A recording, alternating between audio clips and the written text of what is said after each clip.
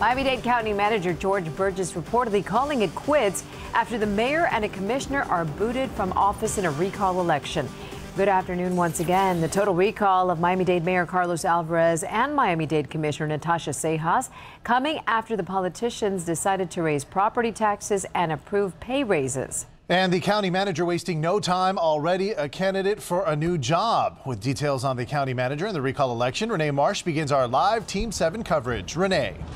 Well, Richard, no doubt this recall is causing a ripple effect in Miami-Dade County government. We are now learning that at least one leader within Miami-Dade County government plans on resigning. That is the report there. This just one day after Mayor Carlos Alvarez is recalled.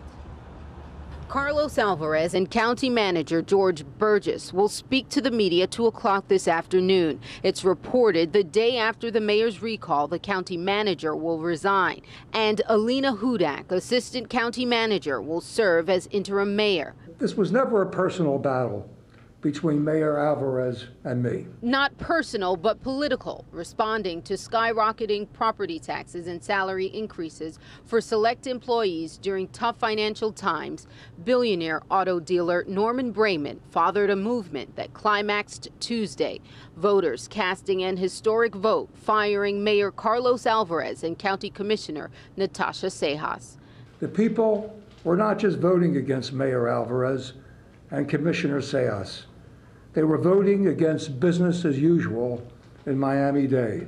Last night, Alvarez releasing this statement saying in part, quote, "The voters have spoken and a time for healing and reconciliation must now begin. No matter which side of the recall issue, one thing is certain. We all care very deeply about this community."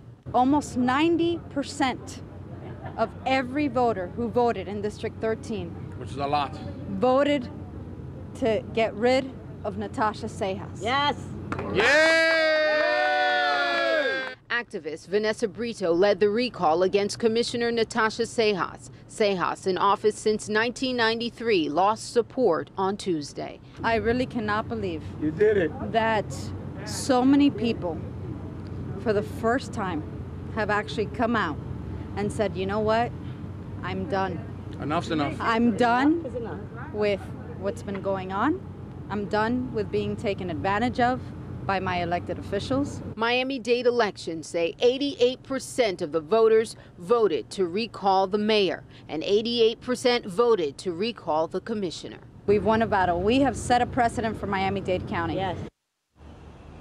Well, 7 News has confirmed this afternoon that County Manager Burgess is on a list of 12 candidates to lead Jackson Health System. We should tell you, though, we're told that the search firm actually nominated him to be put onto that list. At this hour, no word if Burgess has an interest in taking a position there.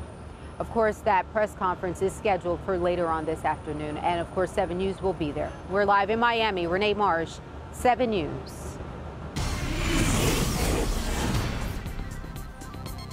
So what's next, and who may be next to fill the seats vacated by the recall election? 7's Kevin Ozebek is live in South Miami to answer some of those questions for us. Kevin? Diana, these are the offices of County Commissioner Carlos Jimenez. He is one of the men hoping to be the next mayor. Here now is how this process will work. On Friday, the election results from last night will be certified. Once that happens, Carlos Alvarez will officially no longer be mayor of Miami-Dade County.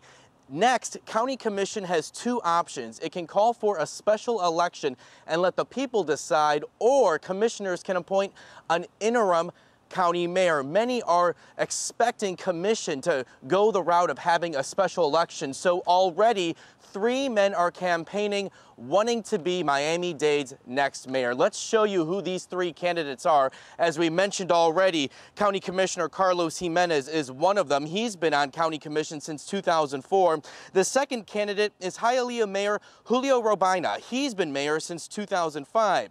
The third candidate is former state rep Marcelo Llorente. He served nearly 10 years in the Florida legislature. All 3 men say they're against tax cuts and want to restore faith in the county government.